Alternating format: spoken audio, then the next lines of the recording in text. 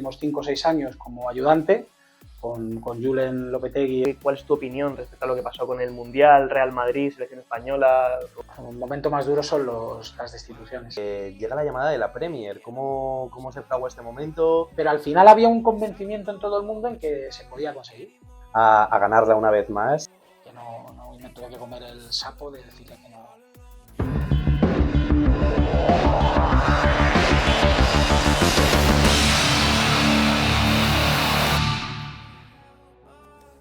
Empezó siendo portero de equipos históricos de la Comunidad de Madrid, pero tras colgar los guantes desde muy joven, se pasó a la faceta de entrenador, donde entrenó en las canteras del Villarreal y Real Madrid, teniendo bajo sus órdenes a jugadores en formación como Carvajal, Lucas Vázquez o Gerard Moreno, para, finalmente, hacer las maletas e irse de segundo entrenador de Julen Lopetegui al Sevilla y su aventura por la mejor liga del mundo, la Premier League.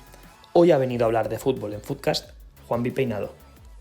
¿Qué tal, Footcasters? Estamos con el capítulo 8 de Footcast. Nos lo habéis pedido mucho, que trajéramos gente fuera del mundo del futbolista. Hoy tenemos a un entrenador que ya nos contará, pero ha tenido una carrera espectacular y bueno, entre otras cosas, podéis ver que por aquí asoma un trofeo.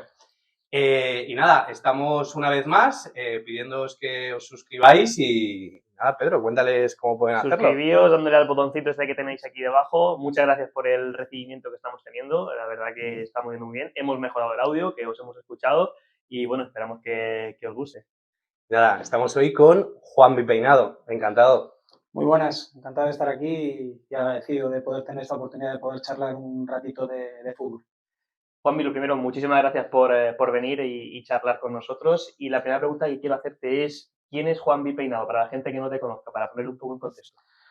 Pues ahora mismo un entrenador, como bien habéis dicho, ya estoy en esta etapa de la vida donde, como dice mi padre, estamos en la segunda parte, camino de los 52, y bueno, pues ahora disfrutando del fútbol en esta faceta de entrenador. En estos últimos 5 o 6 años como ayudante, con Julen Lopetegui en estos últimos 4 o 5 temporadas, en el Sevilla y en la Premier, en los Wolves y en el West Ham, y antes con Antonio Iriondo en el Rayo Majadahonda.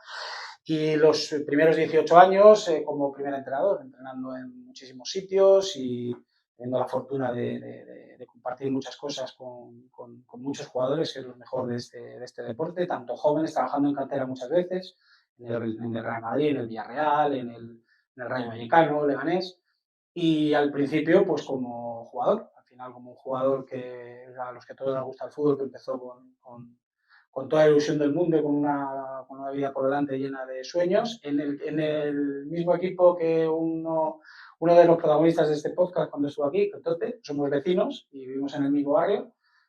Son 5 años, me parece, lo que nos llevamos, el 78 y el 73. Yo no he visto algo tan pequeño dominar un balón de la manera que lo dominaba él, era una locura, talento puro.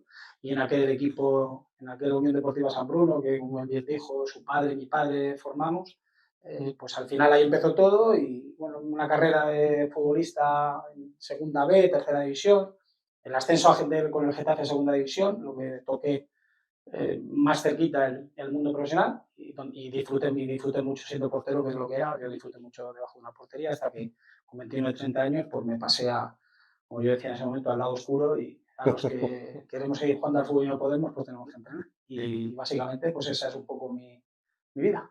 ¿Y cómo fue ese momento de pasar del césped a los banquillos? ¿Cómo empezaste? ¿Te llamaron? ¿Fuiste tú el que quisiste probar? La verdad que yo desde siempre he tenido mucha inquietud por el juego. Yo era de esos que el PC Fútbol lo he fundido. Y desde 20, 21, 22 años siempre he tenido mucha inquietud por el juego, por el entrenamiento, por lo que mi entrenador hacía y demás. Y según va avanzando las temporadas y vas viendo que no tocas sobre todo cuando yo salgo de Fuenlabrada en segunda B, donde, bueno, sí que es verdad que hay una posibilidad de poder fichar por algún equipo profesional, que parece que las cosas van saliendo bien, pero ese salto nunca se da, por unas cosas o por otras no se da. Entonces ahí te vas dando cuenta que profesional del fútbol no vas a ser, que vas a estar jugando en segunda B y tercera y ahí empiezas a preparar un poco el camino. Y con en esa edad, 29, 30 años, que yo estaba jugando en el Móstoles, en tercera división, pues hay un momento donde el entrenador del cadete de primer año, por motivos laborales, tiene que dejar el equipo, no puede entrenar a los chicos, y el coordinador, Antonio Pérez, que quiero un montón, un poco responsable de ese primer empujón, me propone que los coja yo. Y además ellos entrenaban a las 5, nosotros entrenábamos a las 7:30, 8, con lo que yo podía entrenar y luego incorporarme al entrenamiento del primer equipo. Y ahí es donde confirmo que aquello me gusta mucho, me apasiona de otra manera, de una manera diferente, pero que me gusta mucho. Y entonces, para sacarte los títulos de entrenador en aquella época, tú tenías que, ahí la asistencia es obligatoria, los cursos son por la tarde y los entrenamientos en Madrid, hoy no, hoy todos los equipos, casi todos entrenan, tanto tercera, segunda B, casi todos entrenan por la mañana, pero en aquel momento se entrenaba por la tarde.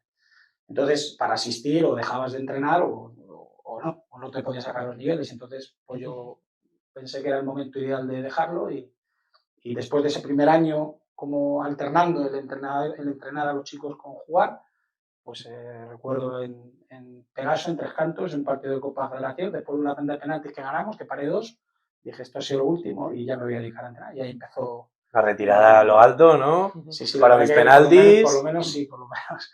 Fue una retirada con buen sabor de boca.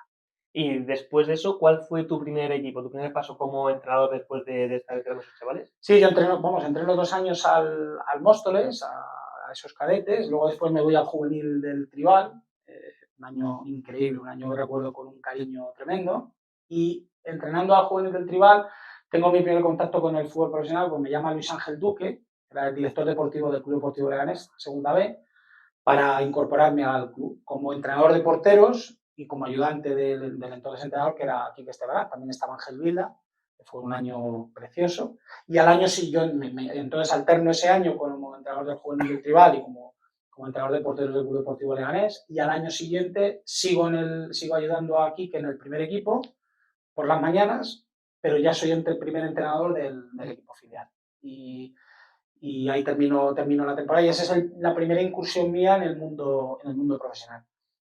Al año siguiente es cuando me voy al Real Madrid, es cuando Michel González, ahora mismo del equipo árabe, de Al-Qassam, que se llama, es difícil pronunciarlo, que era director de la cantera y entrenador del Castilla, pues en febrero me llama también para llevar un cadete de primer año, y ahí estoy en el Madrid 3 años, cadete de primer año, juvenil B, y ahí conozco a Julen cuando se incorpora al Castilla, entonces estoy alternando la función de segundo entrenador junto con Juanjo Maqueda de Julen, por las mañanas en el Castilla y de primer entrenador con él.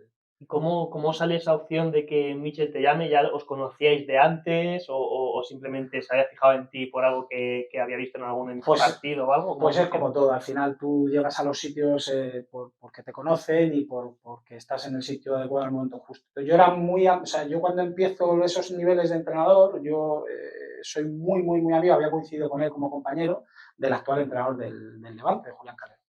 Y además los dos hacemos el mismo recorrido. Nos juntamos, me acuerdo, en Parla viendo un partido de tercera. Los dos estábamos llevando un cadete, el del Parla y el del Móstoles, y queríamos ser entrenadores. Y habíamos dejado el fútbol para ser entrenadores y no sabíamos dónde empezar.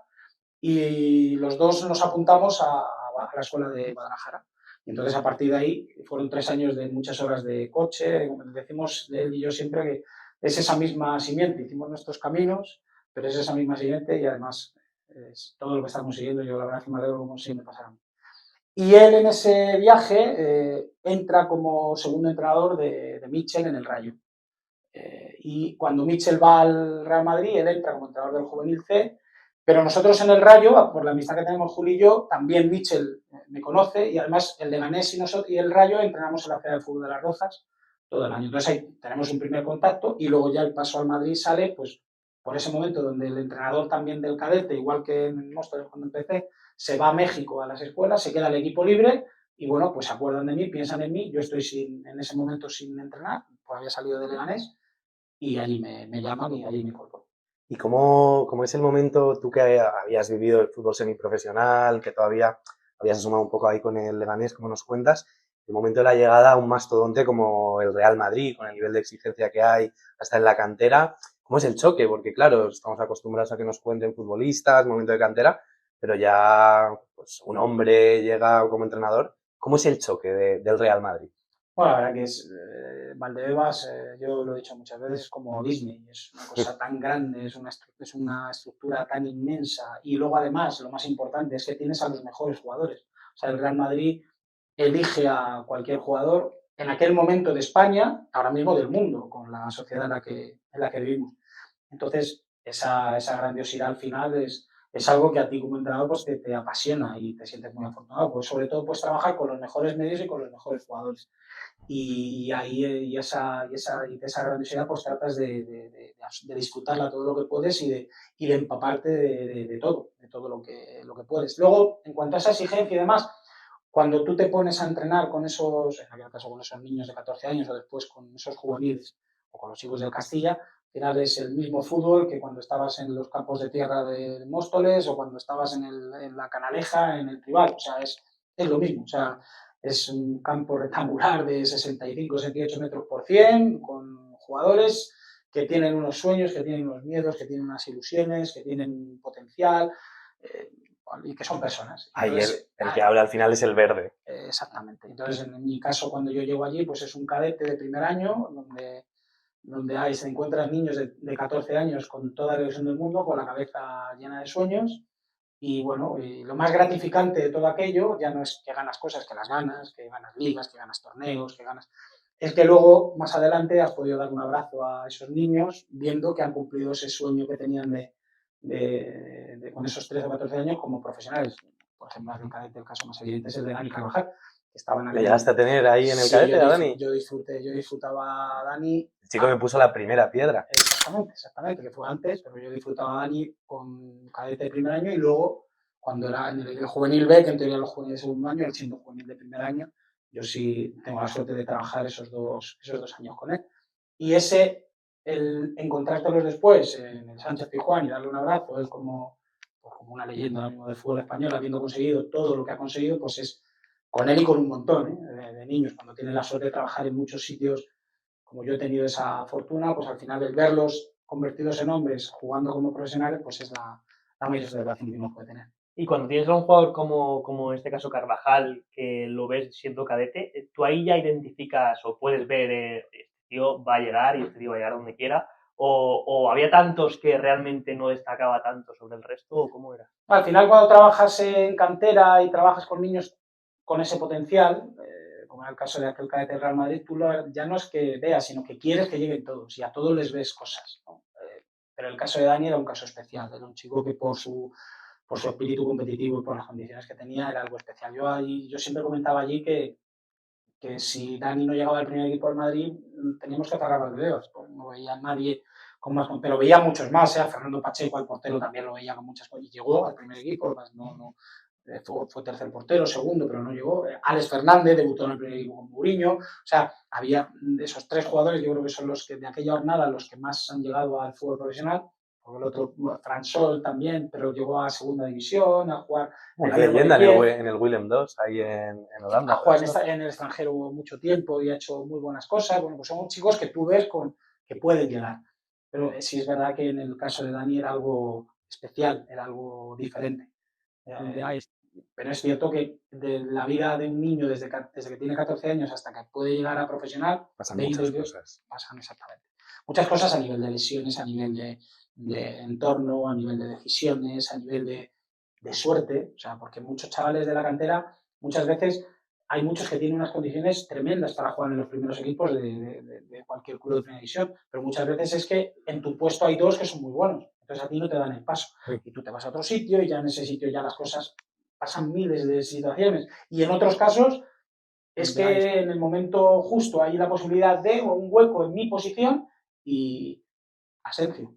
Hecho unas condiciones tremendas que está dando un nivel altísimo, pero que seguramente lo hubiese tenido, yo no digo que no lo hubiese logrado, pero que lo hubiese tenido mucho más difícil si en el Real Madrid no hay ninguna lesión de ningún central. Y estamos demostrando y estamos viendo que es un jugador para jugar en el Real Madrid sin ningún tipo de problema y dando un nivel altísimo. Entonces es que esas cosas muchas veces suceden. Y habrá pasado con muchos chicos que tenían condiciones, todas las del mundo. No se han dado las circunstancias. Exactamente, para que en ese momento alguien les ponga, porque al final los chavales tienen que trabajar mucho para tener el desarrollo de sus cualidades al máximo. Pero luego hay otro paso muy importante, es que el entrenador les ponga, que el entrenador se decida a ponerlos. Y a partir de ahí, que él ya demuestre si puede o no puede, pero que te abran la puerta es muy importante. ¿Fue ese momento cuando llegas al Real Madrid cuando tú ya ves, oye, yo me voy a dedicar o quiero dedicarme a ser entrenador? Porque antes me imagino que entrenando a cadetes o infantiles de Móstoles o cualquier equipo así es más complicado verlo como tu trabajo, pues tienes que combinarlo con otros trabajos o para poder seguir adelante. ¿Ese es el momento en el que llegas al Real Madrid en el que dices, vale, yo me voy a dedicar a ser entrenador de fútbol?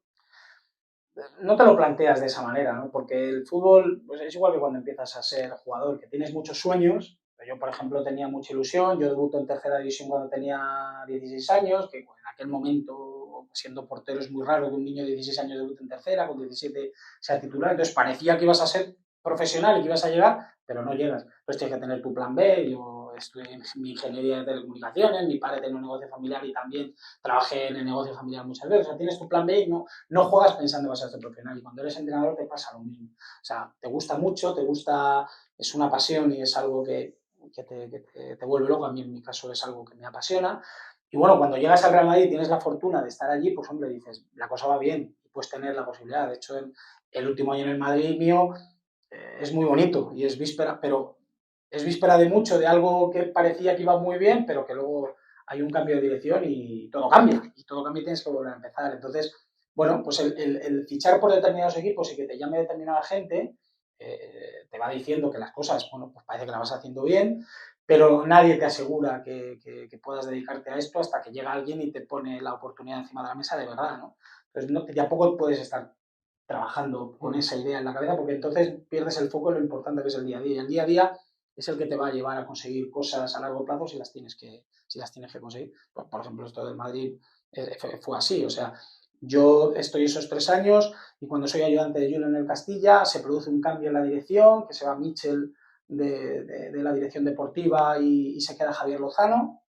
Y Javier Lozano habla conmigo 2 meses antes de terminar la temporada y su plan de carrera era, yo era entrenador del Juvenil B y el año que viene quiero que seas el entrenador del Real Madrid C y al año siguiente cuando Julen cumpla contrato, porque Julen había firmado por 2 años, el entrenador del Castilla vas a ser tú. Y todos coincidimos en que ese es tu plan de carrera.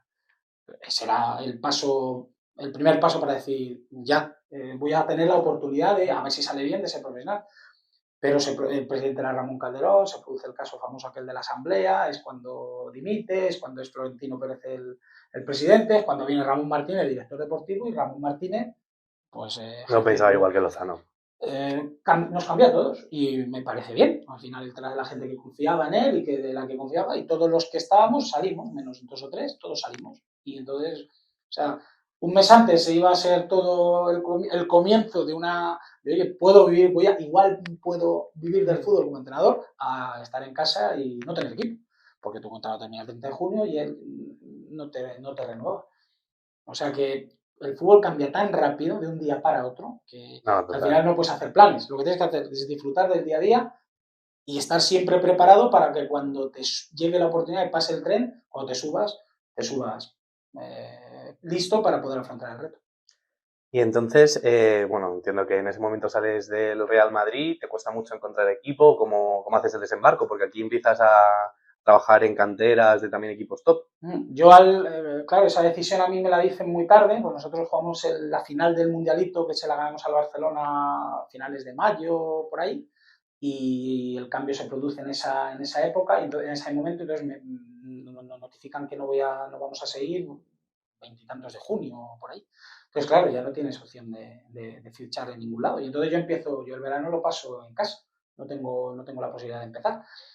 Y cuando llevaban 6, 7, 8 jornadas de liga aquí en Madrid, a mí me llama el Alcobendas Sport, que es un equipo que estaba en tercera, que no había empezado, había ganado un partido y no había empezado bien, y me llamaron para coger el equipo, y yo lo cogí. Y a los 4 partidos de estar con ellos, viene el Villarreal a por mí. Viene Antonio Cordón de Villarreal y habla conmigo y que el juvenil A de ellos no va bien, que quieren cambiar y que les gustaría que yo fuese el entrenador. Y yo en principio les digo que no, porque estaba muy agradecido al Alcobendas, me había dado la posibilidad y si el Alcobendas quería que yo continuase, yo me debía al Alcobendas.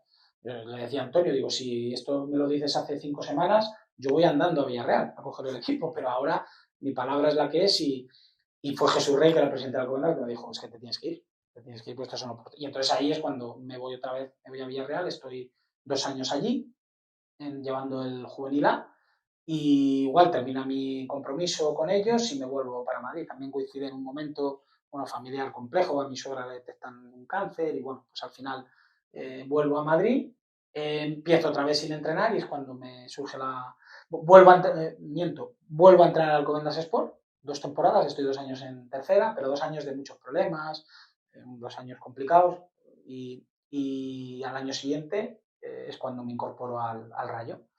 Y en el Rayo estoy 4 años, 4 años maravillosos. Y ahí es cuando ya después dejo el Rayo por temas laborales, porque mi padre necesita mi ayuda en la empresa y no puedo seguir entrenando por la mañana. Estoy un año en el Monster, bueno, 3 o 4 meses, igual porque mi suegra que jodió el cáncer ese año desgraciadamente se nos va y bueno, se junta todo un año complejo, complicado. Y al año siguiente es cuando ya me llama Antonio y ya Antonio en el Majadahonda como segundo entrenador en segunda división y luego ya con Julen hasta la fecha.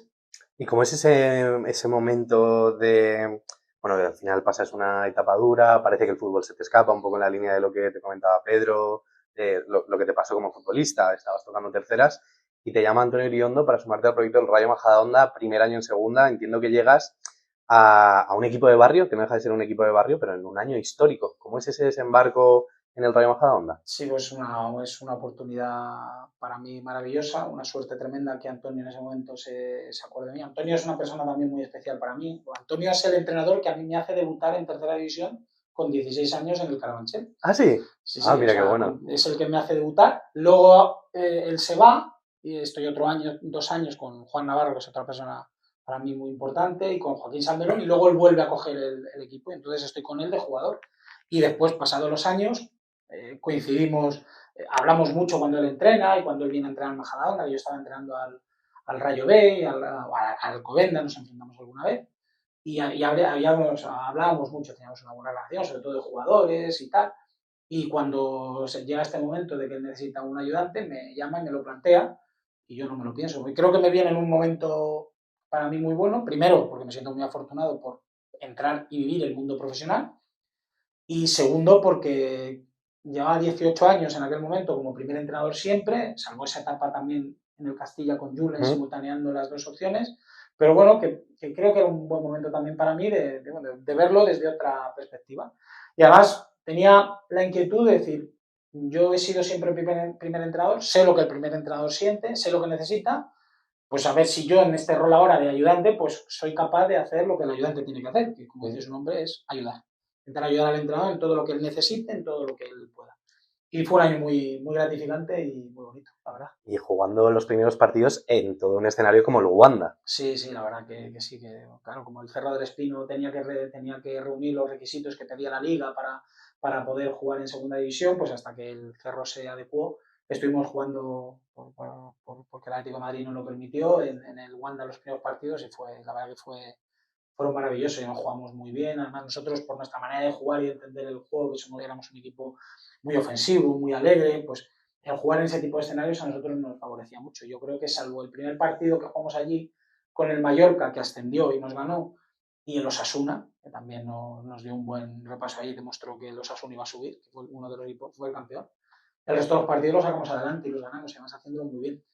Y bueno, la verdad que fue un año muy amargo al final porque se nos escapó la permanencia, por lo que es verdad, nosotros ganamos en Coruña y en los últimos 10 partidos no fuimos capaces de ganar ninguno, pero es que la segunda división tiene eso. O sea, la segunda división es una categoría preciosa, pero preciosa. Se escapó Aitor García también. Sí, Aitor se fue en diciembre, se fue Toni Martínez, el actual delantero del Alavés, que jugó en el Oporto, también se marchó. Bueno, también vinieron otros jugadores, ¿no? Pero es verdad que esos 10 últimos partidos a nosotros, por detalles, porque la segunda división es así, el balón que antes entraba, la pegaba en el palo y entraba, ahora pegaba en el palo y salía. Y no ganamos al Tenerife, no ganamos al Albacete, no ganamos al Elche, empatamos, no ganamos al Cádiz y te vas dando cuenta y los demás empiezan a ganar y el penúltimo partido con el Córdoba que teníamos que ganar para depender de nosotros mismos en los últimos dos, que teníamos la ventaja de que el último era con el Reus, que se había retirado, con lo que teníamos los 3 puntos, pero teníamos el de Oviedo. Pero con el Córdoba, que estaba descendido matemáticamente, empatamos a 0. No nos entró y bueno, en Oviedo también perdimos y no pudimos lograr esa permanencia.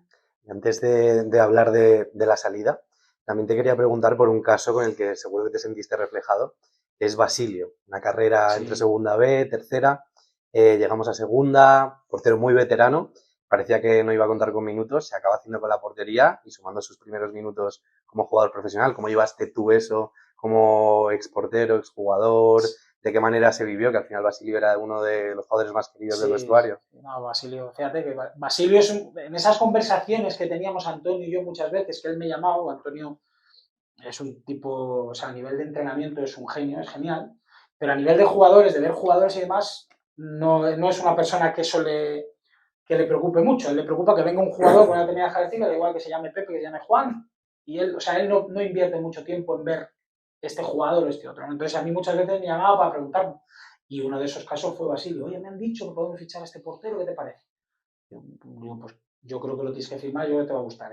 Le va a costar el tema del juego con el pie, pues no es su principal virtud, pero es un tipo tan maduro y que juega con tanta tranquilidad que lo que le pidas lo va a hacer. Y luego es el vestuario es un tipo de 11 sobre 10 y Basilio estaba en Talavera, había salido del Fuenlabrada, estaba en Talavera y él entra en Majadahonda a partir de esa, vamos, lo firmaría también porque hablaré con más gente y por la gente deportiva, ¿no? Pero que hablamos de él, ¿no?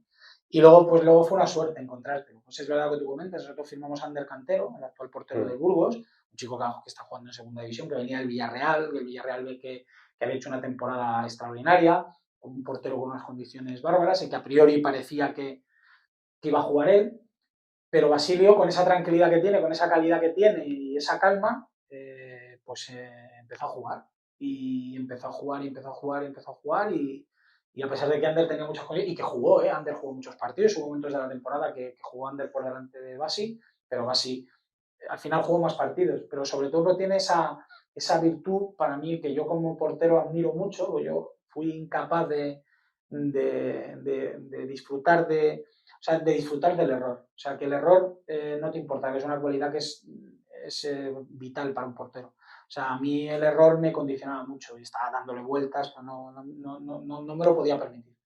Y sin embargo, él era un portero que transmitía, bueno, las poquitas veces que fallaba lo asumía con una naturalidad que le hacía estar mejor al momento y siguiente. que los compañeros siguieran confiando. Transmitía una confianza al grupo terrible, aparte de la calidad que él tenía. Y eso hizo que él pues, jugase los partidos que jugó y que hiciese el año que hizo.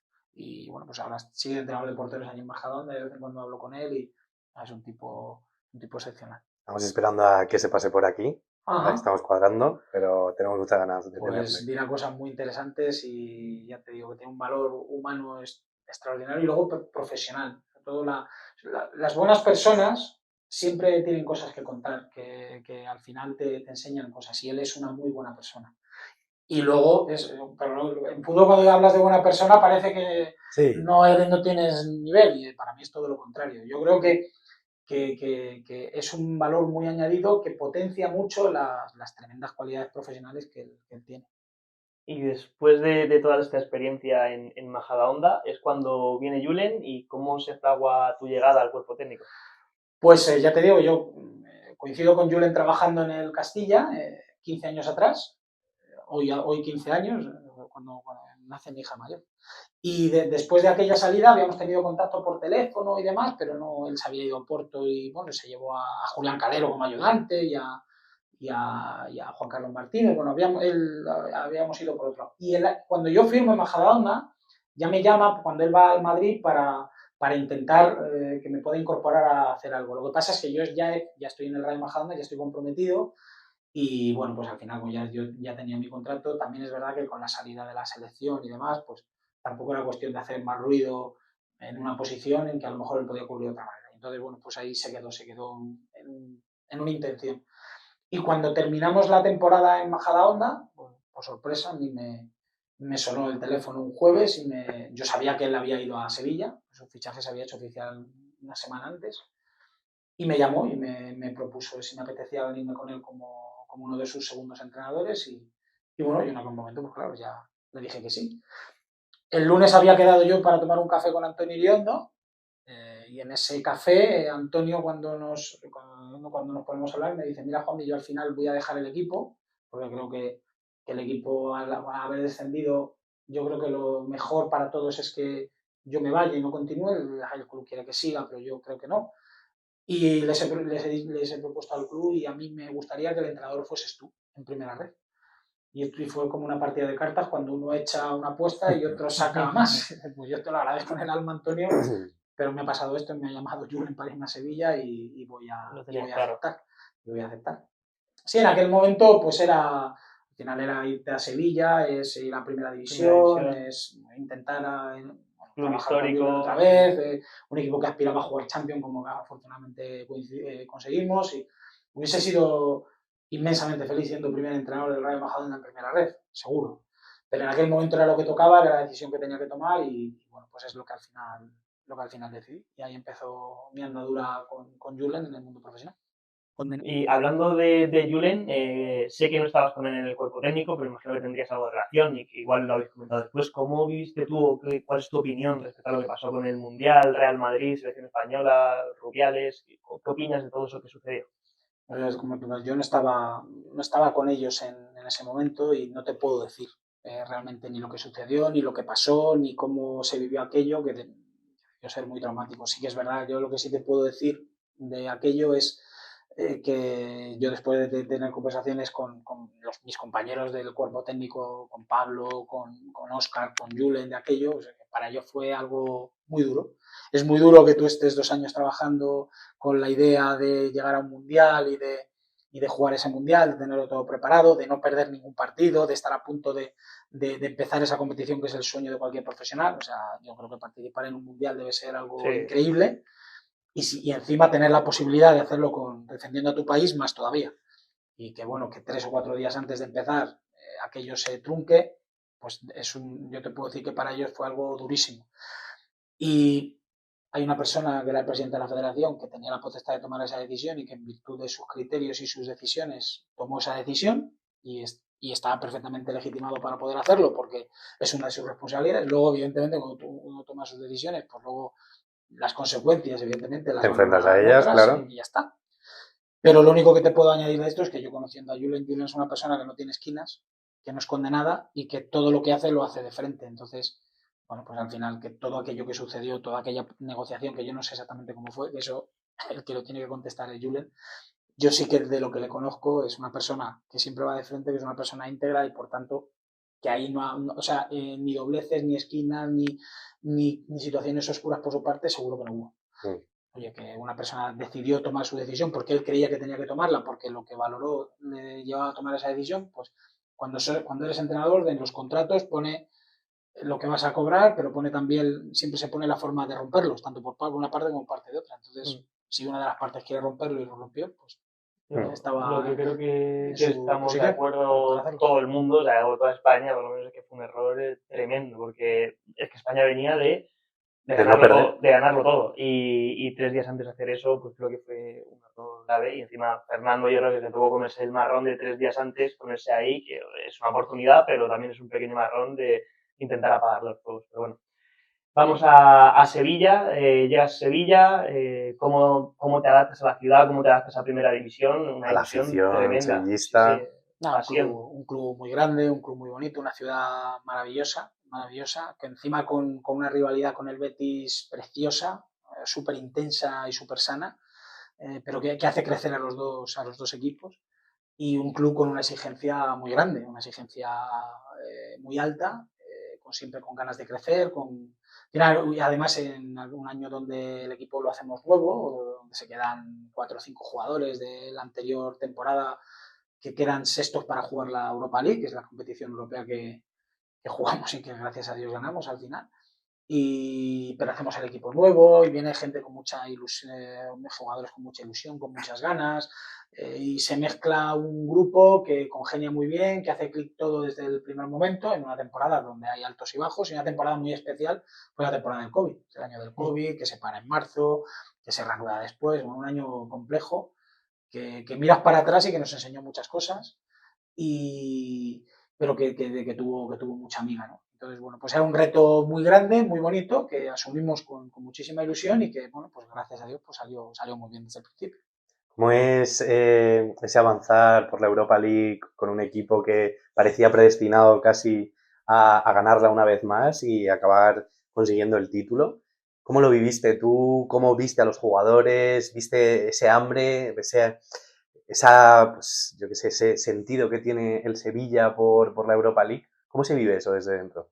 ¿Y cómo se transmite también? Sí, es una competición especial. O sea, ellos, en el club en sí, todo el mundo vive la Europa League de una manera especial, diferente, es distinta. Y fíjate que el objetivo nuestro desde el principio se puso muy claro que era la Champions. O sea, la clasificación para la Champions. Era el objetivo, era la premisa que tenía el Consejo de Administración para crecer. O sea, la Champions te garantiza el acceso a una serie de ingresos que te permiten el ir creciendo. Entonces, era un proyecto muy ambicioso que tenía como ilusión el intentar conseguir la clasificación para el Champions. No se habla de títulos europeos, oye, se habla de competir bien en la Europa League. Es verdad que el grupo que a nosotros nos toca en la fase de grupos es un grupo, es complicado, en Europa cualquier partido es difícil, pero es un grupo de equipos bueno, que te permiten que toda la plantilla pueda jugar y que unos juegan, no había dos equipos, no había un equipo de Europa League, no había un equipo de Liga, ¿no? Pero sí que es verdad que todo el mundo jugaba. Y el que no jugaba el domingo normalmente podía jugar el jueves o sea, no había nadie que estuviese sin participar. Que eso en equipos que juegan un partido a la semana sí que pasa. Si no tienes lesiones, no tienes sanciones, que en esa primera parte de la temporada sanciones no sueles tener, hace que muchos jugadores vayan quedándose descolgados. Y eso a nosotros, nos tocó el Caravan, nos tocó el Apple, nos tocó el Dudeland, nos permite que todo el mundo esté activo. Entonces a nosotros esa competición nos ayuda mucho porque llegas a enero o febrero cuando termina la fase de grupos con todo el mundo con muchos partidos y con todo el mundo preparado y enchufado. Y a nosotros eso nos ayuda mucho. Luego encima la competición en marzo se para porque es cuando nosotros jugamos aquí en el Wanda y cuando nos toca jugar el partido el jueves jugamos contra la Roma, el partido de octavos de final de la Europa League, ya la Roma no viene y el domingo que era el derbi ya el partido se suspende, el viernes nos confinan y ya 3 meses confinados hasta que después te vuelves a reenganchar. Entonces, cuando termina la liga, que logras el cuarto puesto, logras el objetivo de Champions, ya empiezas a jugar la competición, ahí notas una energía diferente y ahí notas un convencimiento en la gente que no sabes por qué, todo el mundo sabe que el equipo en la Europa League lo va a hacer bien, no tiene ninguna duda. Y era un escenario totalmente diferente, porque era un escenario de partido único, en sede única, nosotros concentrados en Holanda, o sea, en Alemania, perdón, en Colonia, jugamos todos los partidos allí y era un partido a vida o muerte. Ganabas, seguías, perdías, tiras fuera, era como un mundial. Entonces, pero el ambiente que tú notas en toda la gente cuando llega a la Europa League era de lo vamos a sacar. Y cuando hablabas con gente del club, de administración, de utilleros y demás, ellos te lo decían, te contaban su experiencia de las anteriores Europa League que habían ganado.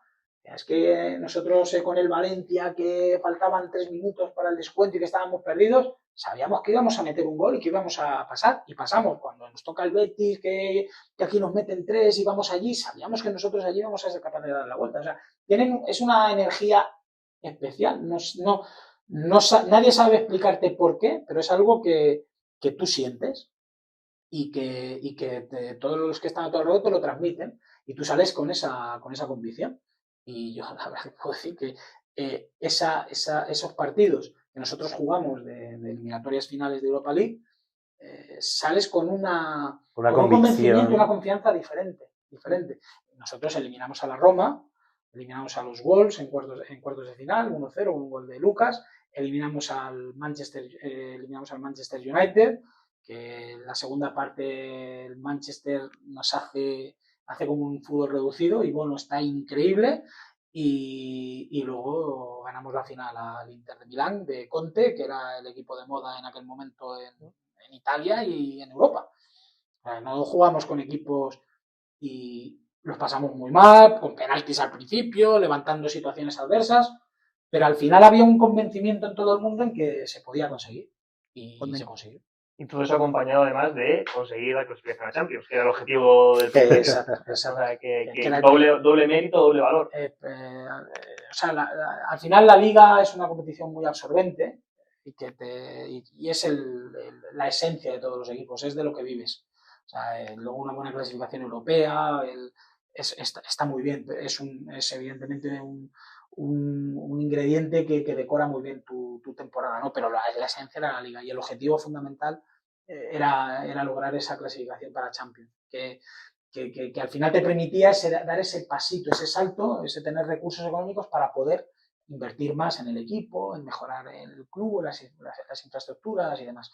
Y bueno, pues ese primer objetivo se consigue y nosotros tenemos la grandísima suerte de conseguirlo los 3 años que estamos. Que no o sea, sí que el club había participado en Champions varias veces seguidas, pero siempre era porque ganaba la Europa League, pero no por clasificación liguera. Pero al final nosotros lo conseguimos siendo cuartos los 3 años, el segundo año con el récord de puntos de la historia del club, llegando al tramo final con opciones de pelear en la Liga al Real Madrid, que bueno, que al final desgraciadamente no pudimos aguantar el ritmo, pero bueno, años muy bonitos. Ese año además es que era literalmente últimas, no sé si eran 7, 8 jornadas o 6, en el que era Barça, Real Madrid, Sevilla y Atleti, los cuatro con las mismas posibilidades y la verdad que fue año histórico. Nosotros conseguimos la clasificación matemática para la Champions y a partir de ahí tenemos la opción, ahí es cuando por primera vez, porque al final el fútbol, lo del partido a partido es una cosa que es inevitable, o sea, el único partido que puedes ganar o perder es el que vas a jugar. Entonces, todo lo demás te distrae. O sea, todo lo que pienses al 30 de junio lo que quiero lograr, eso está muy bien, pero solo lo puedes lograr si ganas puntos y los puntos que puedes lograr es este partido. Y los anteriores no te vale para nada el pensar, es que este partido que perdí, no, son los puntos que tienes ahora y el que te puede hacerse subir en la clasificación es el partido que tienes que jugar. Entonces, siempre estamos centrados en eso. Pero cuando consigues la clasificación matemática es cuando decimos, ahora vamos a mirar más para arriba, vamos a ver hasta dónde llegamos. Y a nosotros nos mata que ese primer partido que nosotros jugamos con la clasificación de Champions es contra el Atleti de Bilbao en casa, que perdemos 0-1, pero un partido que merecemos ganar, que Unai Simón hace 3 o 4 paradas increíbles, que tenemos una situación penalti que en mi opinión era penalti, que no se pita, en una famosa mano, que con las manos uno no sabe cuándo son y cuándo no son, pues un partido que nosotros merecimos ganar, pero que no ganamos. Y que al final ganaron ellos en una contra, en el 90 y tantos. Y ya te descuelgas. Y ese partido fue el que a nosotros nos mató. Luego vinimos al Bernabéu, bueno, que jugaban en Valdebebas cuando el Bernabéu estaba en obras. Sí. Empatamos a 2, pero ya no nos dio. Y era muy difícil, ¿no? Porque el Madrid tenía una distancia grande, el Atleti también y demás. Pero que bueno, que al final a nosotros nos faltó esa pizquita de suerte en esos momentos decisivos para lograrlo, pero estuvimos ahí y llegamos a ese tramo con esa posibilidad, ¿no? Que, oye, que al final tiene mucho mérito y bueno, y logramos esos 77 puntos que a día de hoy es la mayor puntuación que ha logrado el Sevilla en Liga en su historia. Y en estos años del Sevilla te quiero preguntar por una figura como la de Jesús Navas, que ahora ha tenido un extraño adiós. ¿Cómo es Jesús Navas? ¿Qué representa para la afición sevillista? ¿Y qué opinas también de este adiós que ha tenido, tú que conoces el club? No, Jesús Navas es el Sevilla, además es el niño que representa la esencia de lo que es un niño de pequeñito que empieza a jugar al fútbol, que juega en la calle, que juega ahí en los palacios, con talento, con duende, con calle, con unas condiciones físicas increíbles, con una calidad técnica descomunal. Y con una pasión por el fútbol, que es lo que le ha hecho a él llegar hasta donde ha llegado con los problemas que ha tenido. O sea, lleva arrastrando esos problemas de cadera un montón de tiempo. Y a la base de cuidarse, de ser un profesional íntegro, de ser muy riguroso en su entrenamiento, siempre estaba disponible. Y para sacarlo del campo, para decirle, Jesús, igual hoy es mejor que descanses, casi había que pegarle un tiro. Porque él quería jugar todos los partidos y estaba siempre preparado. Es un chico especial, un talento diferente, fuera de lo normal. Luego como persona un chaval extraordinario. Un ejemplo de cómo un chico con los problemas que él tuvo en sus inicios y demás, cómo superó todos esos miedos que él tenía y ha sido capaz de ser un profesional al máximo nivel y jugar en la selección española, que era una cosa que a él le obsesionaba. El único jugador que ganó el Mundial y ha estado en la Eurocopa. Y eso lo consigue alguien que tiene una calidad extraordinaria y una ambición y una mentalidad fuera de lo normal. Y eso es lo que era Jesús Navas. Y bueno, yo me siento muy afortunado de haber podido compartir con él 4 temporadas de mi vida al lado de él y habiéndole ayudado en todo lo que he podido. Su salida, pues bueno, pues al final, yo creo que al final es una cosa pactada, que él hará, y él en el Sevilla, pues conociendo un poco al club y conociéndolo a él, pues hará lo que él quiera hacer, porque al final el estadio del filial se llama Jesús Navas. Una persona que tiene el nombre de un estadio en una de las estructuras más importantes del club, que es el estadio donde juega su filial, pues ya dice todo lo que es Jesús. ¿Y cómo se fragua después de estas temporadas tan maravillosas, porque son temporadas históricas para el Sevilla, ¿Qué es lo que pasa para que esta última temporada el equipo no termine de arrancar y que tengáis que salir del Sevilla? Pues al final yo creo que son finales de ciclo. Y bueno, pues al final nosotros en la cuarta temporada, que también es una temporada que es complicada, porque al final tanto tiempo, además con un grupo de jugadores que no cambia mucho, porque tampoco varías mucho el núcleo principal de los jugadores, pues al final siempre hay desgaste. Y bueno, sí es cierto que nosotros, o sea, que nosotros teníamos una relación con la plantilla extraordinaria y ellos con nosotros, pero bueno, hay un momento donde la cosa a nivel de resultados no empieza a salir. Y vamos a Pamplona el primer partido y merecemos ganar y no ganamos, y el siguiente partido en casa con el Valladolid, me parece, creo recordar, también hacemos un partido para ganar y lo empatamos, y vamos a Almería y hacemos un partido extraordinario en la primera parte que te mereces ir ganando 1-3, pero te vas perdiendo 2-1 y lo pierdes. Entonces, bueno, pues al final los resultados no son buenos y la cosa pues no empieza a funcionar y a encajar. Y a partir de ahí, pues la gente que decide, que es el consejo, igual que decidió en su momento que viniésemos, pues también puede decidir que el ciclo se había terminado. Y después del partido con el Dortmund, pues se decidieron poner, no, el Dortmund, sí, fue el Dortmund, no el City. Pues decidieron poner punto final a nuestra andadura y ya está. Y yo y todos mis compañeros eternamente agradecidos al Sevilla por la oportunidad que nos dio de disfrutar de esos años maravillosos, pero entendiendo que estas son las reglas de este negocio y que igual que las cosas empiezan, hay un momento en que terminan. Y fuera de Sevilla, sobre todo, no sé cómo es en Sevilla, sobre todo en los momentos en los que el equipo como que no carbura, se hace mucho la mención a Monchi, porque se ve cuando baja al campo, al césped, entra al vestuario. ¿Cómo se vive eso desde dentro de un cuerpo técnico, dentro del equipo? ¿Era positivo o vosotros no entrabais en eso? ¿Cómo era? Monchi en Sevilla es una figura muy especial, igual que Jesús. O sea, Monchi es el Sevilla también. O sea, es un hombre que no se entendería la historia moderna del club sin su trabajo, todo lo que él hizo, todo lo que él ha aportado y ha dado a ese club. Entonces en Sevilla es una persona importante, no, lo siguiente. Y para nosotros todo eso que comentas, que él a veces hace, que le gusta bajar y demás, pero su interferencia en el vestuario es cero, que yo creo que es uno de los grandes éxitos que él tiene. En el vestuario manda el entrenador y nosotros los 4 años que hemos estado, el que mandaba en el vestuario era Julen Lopetegui, que era el entrenador.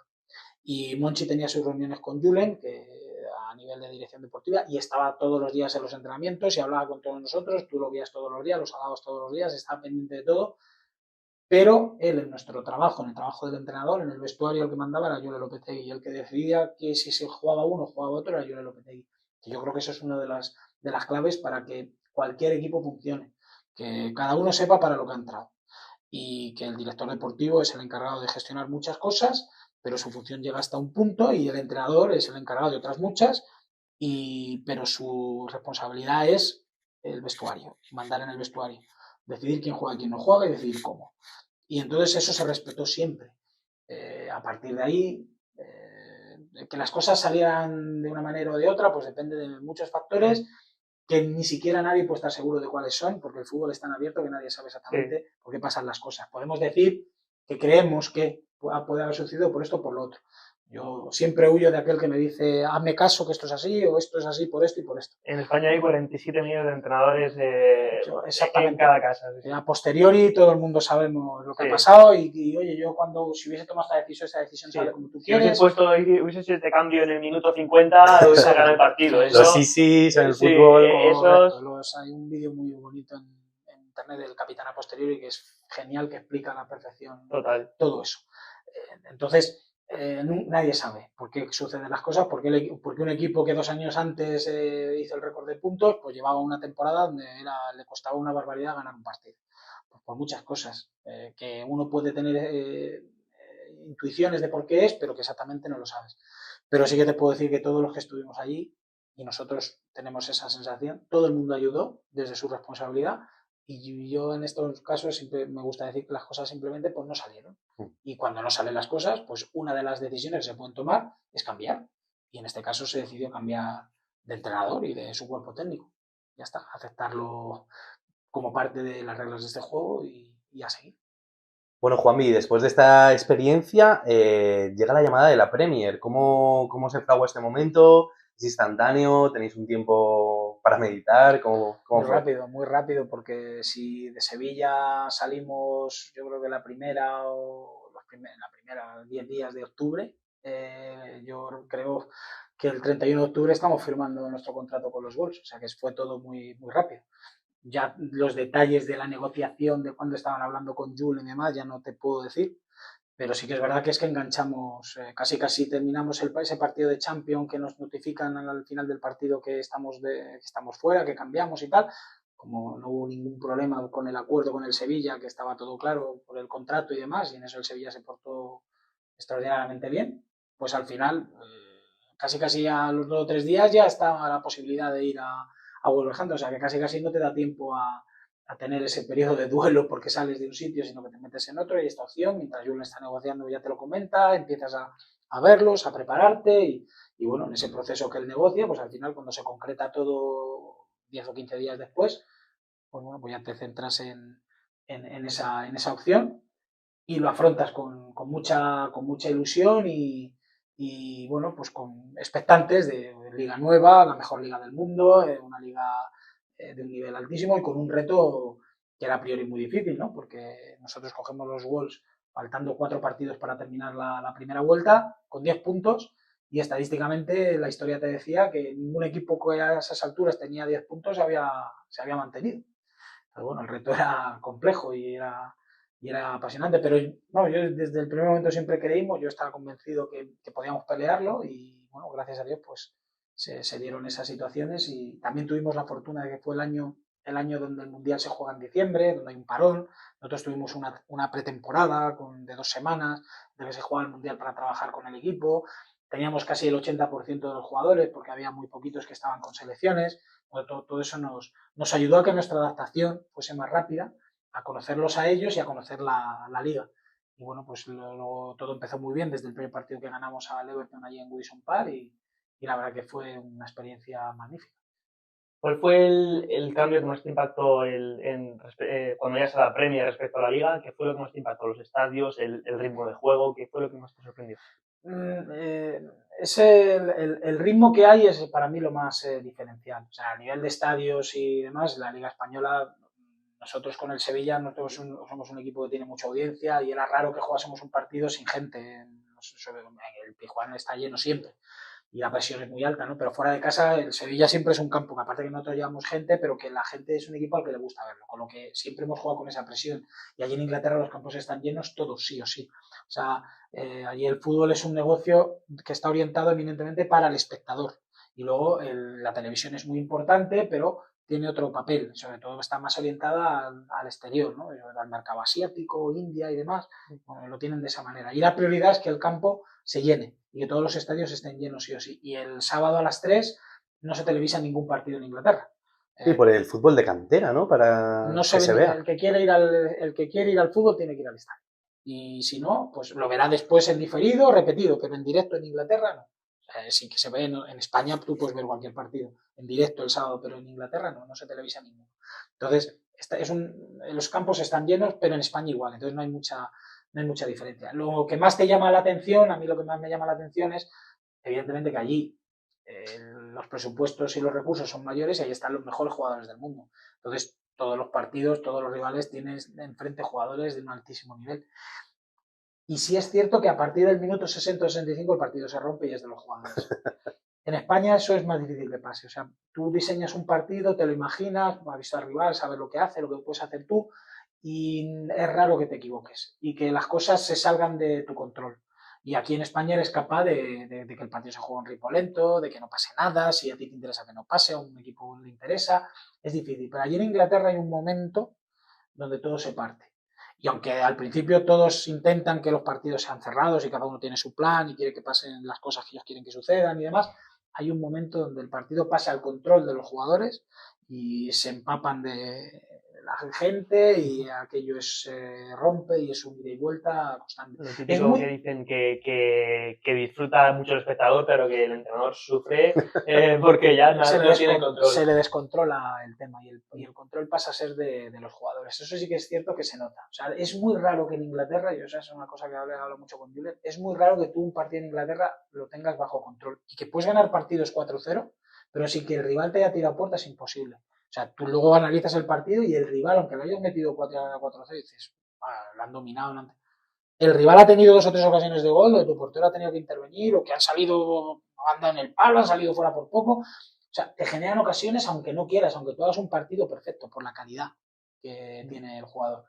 Y al final esto es un juego de jugadores, el fútbol es un juego de jugadores. Entonces, cuando hay jugadores buenos en el campo, van a pasar cosas seguro. Por mucho que tú hayas ideado planes de partido excelentes, por mucho que tú creas que con esta estructura evitas que ellos hagan determinadas cosas o que tú les vas a hacer daño de una manera o de otra, al final los buenos jugadores superan cualquier propuesta táctica y resuelven un duelo y hace que pase una cosa diferente. La mejor solución a cualquier problema siempre la propone un jugador genial que decide hacer algo, un movimiento, una acción técnica que desmonta cualquier tinglado táctico que tú puedas imaginar. Y eso en Inglaterra pasa por la calidad, la gran calidad que tienen todos los equipos, sea cual sea el puesto clasificatorio que tengan. Y aquí en Inglaterra, a diferencia de lo que significa la figura del entrenador en España, en Inglaterra se suele tomar más decisiones sobre el tema de fichajes. ¿Cómo funciona y cómo cambia eso para el equipo técnico? Allí en Inglaterra lo que sí que es verdad que hay un concepto que se está perdiendo últimamente, que es el del manager general. O sea, aquí en España hay un entrenador y un director deportivo en todos los equipos. Y el director deportivo es el que normalmente ficha. Sí, y lo que nos has dicho de la diferencia, que cada uno tiene su... Eso es, está con su forma de funcionar y demás. Pero allí en Inglaterra hay una figura que es la figura del manager. Y ese manager es el que, o sea, que superpone la del director deportivo. Y la figura del director deportivo es la que está apareciendo. Poco a poco y cada vez más, pues los equipos cada vez tienen más dueños extranjeros, hay más gente fuera de Inglaterra que da su versión y va matizando todo eso. Entonces, cuando tú tienes un manager general que es el entrenador, pues al final, evidentemente ese manager general es el encargado de tomar decisiones en el corto plazo y también en el largo plazo. Entonces, cuando tú le confías a una persona también el largo plazo de tu club, no lo puedes echar de un día para otro. Se mantiene mucho más. Es muy raro que haya un cese de un entrenador, se confía mucho más, se da mucho más tiempo, cada vez menos. Ya digo que cada vez hay más director técnico y la figura del entrenador está perdiendo cada vez un poquito más de poder en ese sentido. Yo no sé si será bueno o malo, es lo que yo percibo. Por ejemplo, nosotros sustituimos a David Moss y David Moss era el manager general, aunque estaba Tim Stayden también en la última parte de la estancia de David Moss en el West Ham, pero David Moss era el manager general. Sin embargo, Julen ya no ficha como manager general, ficha como head coach, como entrenador. Y está Tim Stayden como director técnico de fútbol. Entonces, eso hace que el poder del entrenador sea diferente.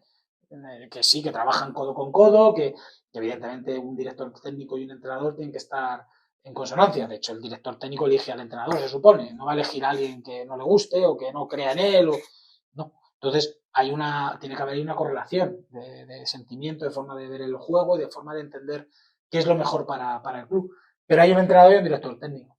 Sin embargo, antes sí que había más manager general y esa figura algunos clubes la tienen y ese manager general lo que tiene es más estabilidad, a diferencia que en España que el entrenador pues al final es la primera figura que salta. Sí, eso lo vi, lo definió, no sé exactamente cómo fueron las palabras, pero definió algo tipo que Monchi en el Sevilla era él el jefe, por así decirlo, de Unai Emery y que ahora Unai Emery es su jefe. No exactamente, pero dijo algo como que antes él estaba jerárquicamente por encima y que ahora realmente allí el manager general es el que manda, aunque sea el director deportivo. Correcto, o sea, la figura del entrenador es una figura en Inglaterra muy, muy, muy respetada, o sea, muy respetada en el club, o sea, el respeto en Sevilla era igual, ¿no? La figura de Julen como primer entrenador era también muy respetada, pero tú sí tienes o sea, no es lo mismo que la sensación de poder o de responsabilidad que él podía tener en los Wolves o en el West Ham sin ser manager general, porque sí.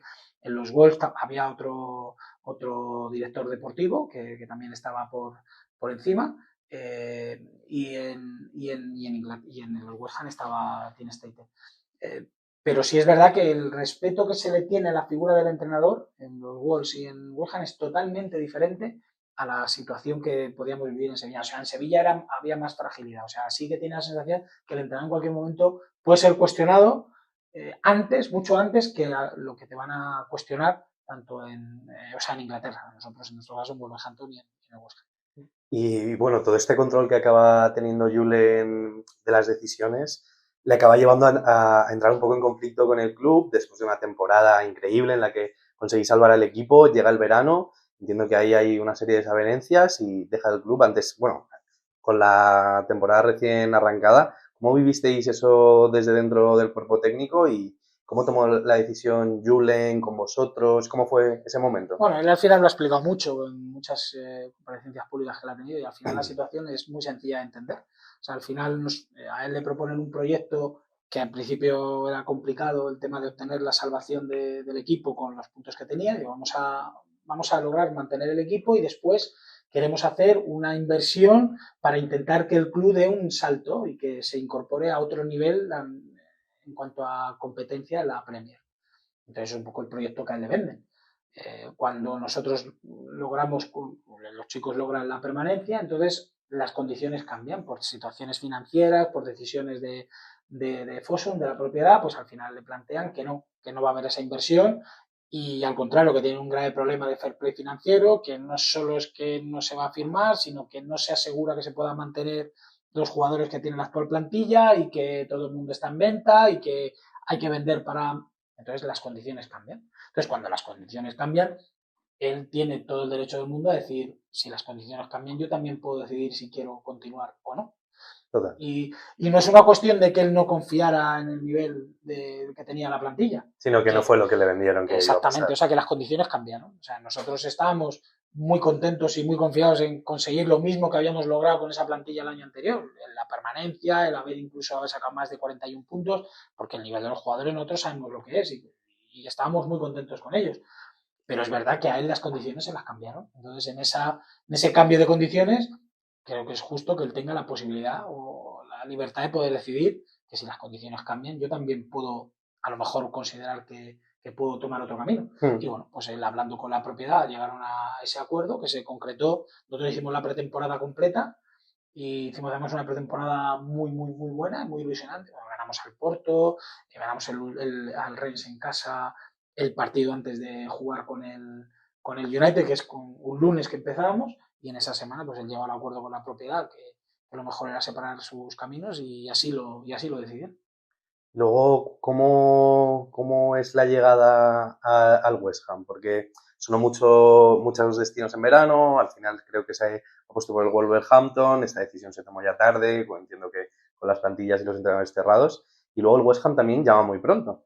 Bueno, al final lo que nosotros es, terminamos la temporada en los Wolves, hacemos la pretemporada siguiente y la semana de antes de empezar la liga, en agosto, es cuando Julen llega al acuerdo de no continuar y entonces durante ese año no trabajamos. Sí que es verdad que él tiene alguna propuesta y al final él maneja varias opciones, hay alguna en la que está más cerca que otra de poder cogerla. Al final son decisiones y situaciones que maneja él y él al final te las propone cuando están hechas y bueno, pues en el mes de mayo, yo creo recordar, es cuando, sí, en mayo, en mediados de mayo por ahí, es cuando él nos llama y nos dice, oye, llego a un acuerdo con el West Ham y hay la posibilidad de ir para allá. Y bueno, pues al final vamos allí y empezamos la temporada desde cero. Es un año que estamos...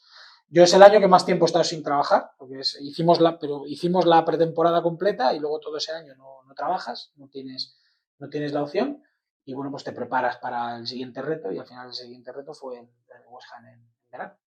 Y llegáis a un club como el West Ham con una afición que tiene hasta una película, la de Green Street Hooligans. ¿Cómo se vive desde dentro esa llegada, ese acogimiento por parte de una grada? Londres, ¿cómo es el West Ham? Es un club muy grande, es un club con un potencial tremendo, es un club que tiene la media de asistencia mayor de Inglaterra, 62.000 personas en el Estadio Olímpico, sí o sí, todos los días. Una afición que empuja, que aprieta y que siempre, además tú percibes que están esperando lo mejor de su equipo siempre, ¿no? O sea, que eso es importante, ¿no? Y que tú esa energía la sientes, ¿no? Es una gente que desde el principio está con el equipo sí o sí. Al final, cuando termina el partido, si hay algo que no les ha gustado, si han perdido, si el equipo no ha jugado bien, pues evidentemente muestran su disconformidad, pero de una manera muy, muy educada. Algún pito, algún silbido, algún bu, pero no sale de ahí. O sea, es verdad que el público inglés vio el partido con mucha intensidad, pero el concepto, la pasión que se tiene en España de lo que sucede cuando tu equipo pierde, que eso parece un drama, que yo no ceno, que no como, que parece que se te cae el mundo. Allí en Inglaterra es diferente, es como un espectáculo que te puede gustar más o te puede gustar menos, del que sales muy feliz si tu equipo ha ganado, sales más disgustadillo si tu equipo ha perdido, pero ellos van a pasar los 90 minutos que dura el partido y la hora previa y la hora después tomando sus cervecitas con los amigos, comentando lo que ha pasado, y es un rato que pasan con sus hijos y con sus amigos y se acaba y se olvidan de todo y ya está. O sea, hay un matiz ahí diferente, pero sí es verdad que tú desde el principio te das cuenta de lo grande que es ese club, del potencial que tiene, de la capacidad de crecimiento que tiene el West Ham, lo que es Londres como ciudad, que es una ciudad monstruosa, una ciudad increíble. Y bueno, el jugar en el Estadio Olímpico es un estadio muy bonito, que impone mucho. Y bueno, pues te sientes muy afortunado de estar allí. Los Wolves pasa una cosa parecida, pues también es un club diferente, pero también que te lo dan todo más pequeñito, pero que todo el mundo también te ayuda mucho, pero West Ham sí que es verdad que es Otra una dimensión. magnitud muy grande y sobre todo lo que tienen es eso, un potencial de crecimiento yo creo que brutal. Uno de los más de los equipos que más recorrido puede tener en cuanto a mejoría en toda la Premier. ¿Qué tal el vestuario?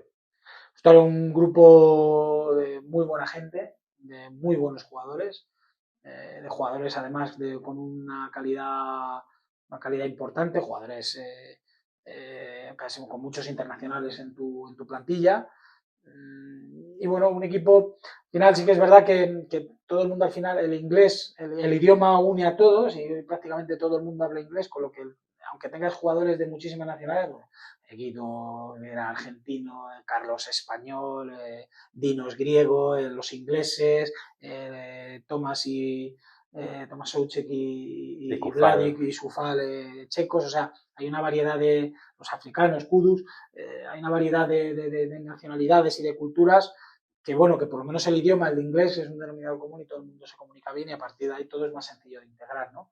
Pero bueno, un vestuario muy profesional con el que trabajamos tremendamente a gusto y muy felices y bueno, que tratamos de darles todo lo que pudimos con nuestro trabajo, que al final es lo que es la misión del entrenador, ayudar al jugador a sentirse bien y bueno, que desgraciadamente pues duró menos de lo que nosotros queríamos hasta enero y bueno, que por los resultados pues no eran los que la propiedad quería y por eso, como hablamos antes de Sevilla, pues ellos tienen la potestad de poner fin a la aventura, la pusieron y ya está, y hay que aceptarlo. Y ahora, cuando hablamos la primera vez, me comentaste que, bueno, que ahora estabas en un periodo entre clubes, te has comentado todo ese tiempo que pasó entre Wolverhampton y West Ham. ¿Cómo vive el entrenador, o sobre todo el segundo entrenador, miembro del cuerpo técnico de Julen, estos momentos? Estamos a la espera de que Julen pueda recibir una oferta, estás tú abierto. ¿Cómo funciona? También a nivel frustración, la familia, oye, estamos ahora sin equipo. ¿Cómo lo gestionáis?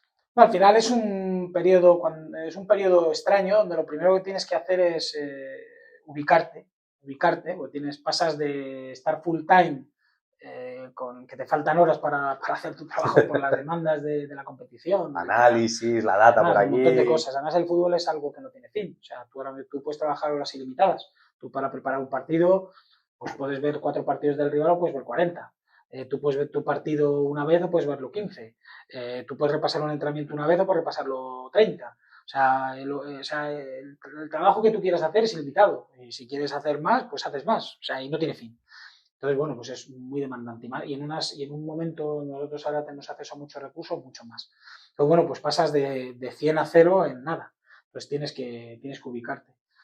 Bueno, hay un periodo al principio donde el descanso te viene bien y demás, pero luego hay un momento donde tienes que empezar a llenar las horas de tu día. Bueno, yo soy de los que digo que en cada momento hay que hacer lo que toca y a mí ahora lo que me toca es ser padre y ser marido real, no virtual.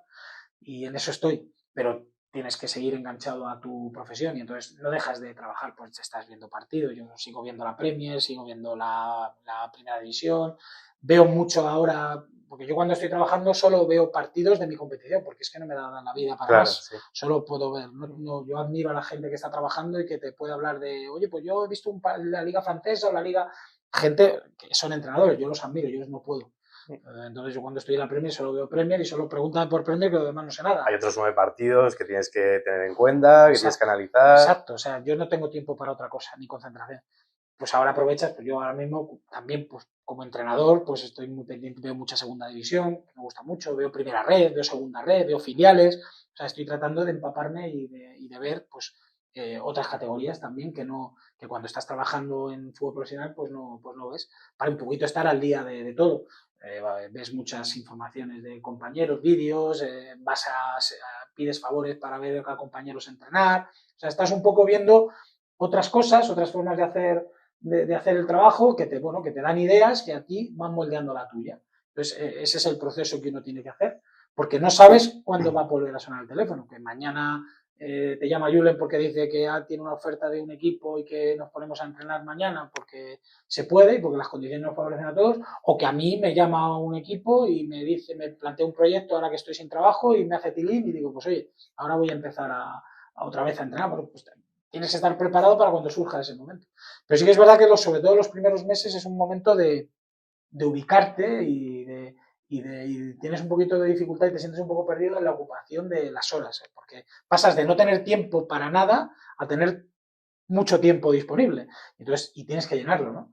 Y bueno, pues tienes que lograr ese equilibrio entre la familia, lo que es sagrado, el atender a tus amigos y demás, pero también el seguir estando enchufado y preparado para que en el momento que otra vez pase el tren, que te pille preparado. Un poco también estar en formación, ¿no? Porque al final siempre el fútbol es algo que evoluciona constantemente y lo que tú dices, de ir a ver a un compañero entrenador de X equipo y a ver cómo entrena, seguro que va a haber algo que tú puedes aprender de él igual que él puede aprender de ti. Totalmente. Entonces es una de las cosas que más agradezco. Estas charlas, al final intercambias opiniones que te hacen, tú recibes preguntas que te hacen ver las cosas y decir, jolín, yo no había pensado esto de esta manera y le das vueltas a todo. Porque al final el entrenador trabaja con personas y las personas son, o sea, los jugadores son personas que juegan al fútbol, pero primero son personas, eso es lo más importante. Entonces, tú como una persona que está al frente de un grupo que tiene que ayudarles, tienes que conocerlos. Entonces, cualquier cosa que te ayude a crecer la tienes que coger. Charlas, el tomar un café con un compañero entrenador para hablar con él de 1000 cosas, el ir a ver a compañeros entrenar, el ver un montón de partidos o partidos de otras categorías donde se hacen a lo mejor otras cosas diferentes que a ti te hacen pensar. Yo veo el fútbol como un libro en el que cuanto más páginas lees, más lejos está el final. O sea, yo cuanto más leo, cuanto más avanzo, cuanto más años pasan, más cosas veo, o sea, más abierto lo veo, más cosas creo que tengo que aprender o más caminos creo que puedo explorar para mejorar y para incorporar cosas a mi repertorio, que no sé si usaré o no, porque dependerá del grupo de jugadores que tenga y de mi rol. O sea, yo no es lo mismo ser ayudante el año que viene que ser primer entrenador, donde yo soy el dueño de la partida y tomo decisiones. No es lo mismo trabajar con un equipo filial que trabajar con un equipo profesional. O sea, cambian tantas cosas que tú tienes que tener recursos para todo y esos recursos son ilimitados. Entonces, al final tienes que estar siempre muy abierto a escuchar a todo el mundo y a coger cosas que a ti te ayuden, no copiarlas, sino cosas que te ayuden a ti a pensar y a hacerlas tuyas, a interiorizarlas, para que a ti en un momento determinado te puedan servir. Genial, pues nada, muchas gracias por compartir toda esta charla con nosotros. Antes de ir a la parte de los juegos, tiene Pedro unas preguntas cortas preparadas. Sí, le hacen unas preguntas cortas, ¿vale? En las que debería que dar de respuesta pues, un nombre, ¿vale? Mejor jugador al que has entrenado. Sería Dani Carvajal. Mejor jugador, o sea, jugador con el que no has tenido el placer de entrenarlo, pero que te gustaría o bien entrenarlo en un futuro o bien haberlo entrenado. Me hubiese encantado haber trabajado con el que fue mi ídolo, Juan Denis Zubizarreta. Jugador que si tú tuvieses que decir que va a ganar seguro un Balón de Oro, apostarías por él. Yo creo que Lamine Yamal. Yo creo que es el joven que más potencial tiene para eso. ¿Mejor liga del mundo? La Premier es apasionante y tiene muchas cosas buenas, pero a mí me gusta la Liga Española. ¿Momento más complicado que has vivido en tu carrera como profesional? El momento más duro son las destituciones. O sea, el último partido con el Sevilla y bueno, la semana que nos comunican el cese en el West Ham quizás son los momentos más complejos. ¿Y el momento más bonito? Pues mira, te puedo decir el ganar la Europa League, el conseguir la clasificación para la Champions con el Sevilla, pero yo me acuerdo de un momento muy bonito que fue cuando ganamos con los cadetes del Madrid el López Ufarte de cadetes. Pues fue el primer torneo con el que yo salí con el Real Madrid fuera de Madrid y demás, y un torneo muy especial, yo creo también para los chicos, y probablemente en fútbol el Mundialito también fue maravilloso, pero ese torneo, ese López Ufarte, quizás es el que recuerdo con muchísimo cariño, con mi mujer detrás del autobús grabando los partidos de los rivales, o sea, es que lo tiene todo, es un recuerdo para mí muy bonito. Fenomenal, pues esas son todas. Genial, pues nada, vamos con los recuerdos del fútbol. Bueno, Juanvi, hoy nos has traído unos recuerdos de una carrera impresionante, que todavía tiene algunos capítulos por contar. Cuéntanos, ¿qué es lo que nos has traído aquí? Que ya veo que tiene muy buena pinta. Pues sí, la verdad que... Si quieres cogerlo para enseñarlo a cámara, esta es la tuya. Guardo muchos recuerdos muy bonitos de todas mis etapas. Creo que os he hablado al final de cuando... Yo te puedo recitar la primera alineación que yo saqué hace 20 y tantos años en un Móstoles Cadet de en un San Martín que es el Móstoles un sábado por la tarde. O sea, yo tengo un recuerdo maravilloso de todos los años que entrenaba, a todos los niveles. Y lo bonito es que cuando uno entrena, para mí lo más bonito de mi profesión es eso, es la pasión y la satisfacción que te produce el entrenar independientemente de la categoría, de los jugadores, del nivel en el que estés. O sea, la esencia del entrenador, que es entrenar, meterte en el campo, preparar una semana y tener esa sensación de ayudar al jugador, es algo para mí maravilloso y es lo que da sentido a esta profesión. Y bueno, como recuerdos, pues os he traído pues al final pues, lo más bonito, lo más importante a nivel de títulos que he conseguido, que es el ser parte de ese Sevilla que gana la sexta Europa League. Alucinante. Además la Europa League del COVID, que fue, como hemos hablado, muy especial y muy intensa, en esa final contra el Inter. ¿Esto es una réplica que os da el club? Sí, es una réplica que nos dio el club a cada uno de los que formamos parte de la plantilla aquel año y que guardo con muchísimo cariño, la verdad. Normal.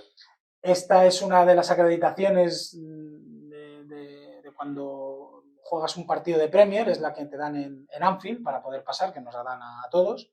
Bueno, un poco es una que guardo con mucho cariño porque es un campo muy importante especial. para todos los futboleros. Aparte, el año de los Wolves, nosotros jugamos contra el Liverpool un montón de veces porque nos tocó en FA Cup, jugamos allí, luego tuvimos que jugar replay, los partidos de liga, además tuvimos que jugar uno de los partidos de la primera vuelta que se suspendió por el fallecimiento de la reina Isabel, o sea que fuimos a Anfield, yo no sé las veces, yo en un momento que recuerdo un calentamiento era tu casa ya casi. Que parecía, esto parece entrenamientos, parece que estamos jugando aquí cada 2x3. Anfield, un campo muy bonito y bueno, pues un recuerdo también muy especial.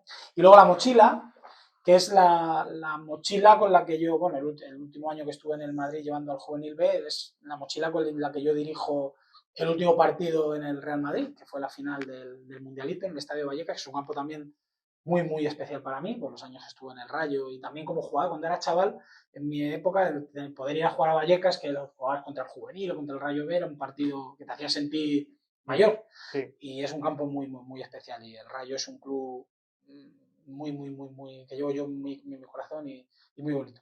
Y esta mochila es la mochila que yo llevé aquel año, ya mi ordenador y mis cosas, y bueno, y es la que tenía en ese último partido, en esa final del Mundialito que le ganamos 2-1 al Barcelona, que yo recuerdo que llevaba el Madrid, los equipos de cantera del Madrid un montón de años sin poder meterle mano a los equipos de cantera del Barça, y en aquella final del Mundialito, con goles de Carva y de Pablo Sarabia, pues ganamos 2-1 aquella final y bueno, que fue mi último partido, pues como hemos hablado, pues por los cambios de la vida, pues ya no pude tener la oportunidad de poder seguir en el Real Madrid, pero bueno, es un recuerdo que yo guardo con mucho cariño y bueno, de los muchos que os podía haber traído, pues estos tres pues sí que son importantes y que significan pues algo especial en mi trayectoria como entrenador.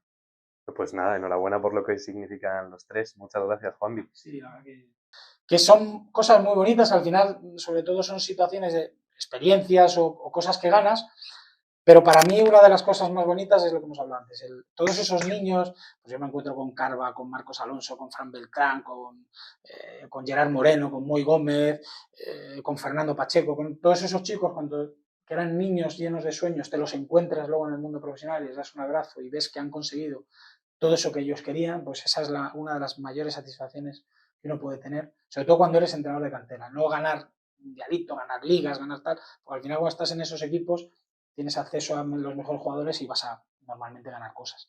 Pero conseguir tener esa sensación de haber podido ayudar o haberlo intentado a que esos chicos cumplan sus sueños es otro de las mayores satisfacciones que uno se puede encontrar. Y obviamente también pues el poder tener la fortuna de formar parte de ganar un título europeo, participar en Champions, que es la mejor competición que uno puede jugar, salvando a nivel de clubes, pues es un privilegio que seguro que cuando vayan pasando los años, ojalá se repitan, ¿no? Pero bueno, que cuando vayan pasando los años mirás para atrás y le darás mucho valor y dirás, jolín, qué suerte tuve que yo aquello lo viví. En unos años queremos ver otro tipo de recuerdos en esta mesa porque hayas emprendido nuevas aventuras. Pero ahora vamos a ponerte a prueba en los minijuegos de Footcast.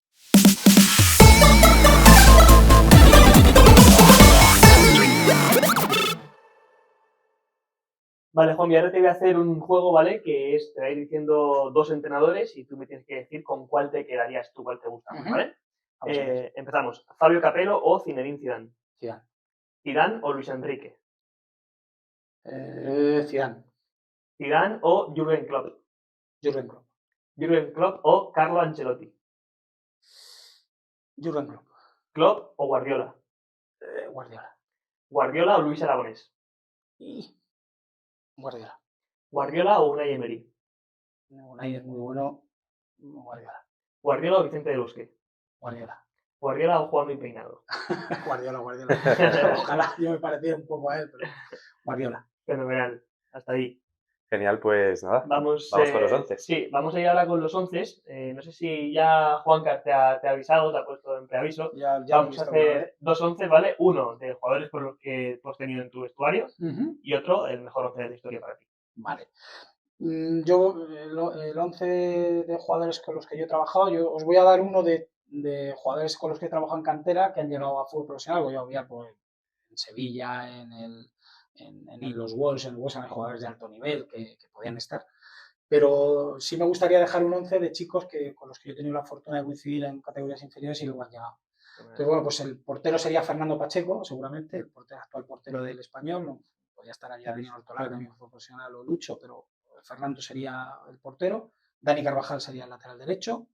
Marcos Alonso sería el lateral izquierdo. Los centrales sería Pablo Íñiguez, con el que yo coincidí en el juvenil del Villarreal, con el Villarreal, Rayo y demás, sería el central zurdo. La derecha, entre Sergio Parla y Miguel Altares tengo mis dudas, son 2 chicos que quiero mucho, que llegaron a segunda B y demás, primera ref. Luego sería Sergio Parla, porque coincidí con él en 3 equipos y con Miguel solo en 2, que me perdone. Los centrocampistas, pues uno sería Fran Beltrán, lo tuve en el juvenil A del Rayo. El otro sería Pablo Clavería, siendo juvenil yo lo subí al filial, en segunda B. Y Alex Fernández, el mediocentro del Cádiz. Me dejo a Johnny Montiel, que le adoro, y a Quique Pérez, que también lo tuve en el Rayo, pero bueno, me quedaría con esos 3. Y arriba sería Pablo Sarabia, con el que tuve la suerte de volver a coincidir en los Wolves. Me encantó. Lucas Vázquez, coincidí con el juvenil B del Madrid.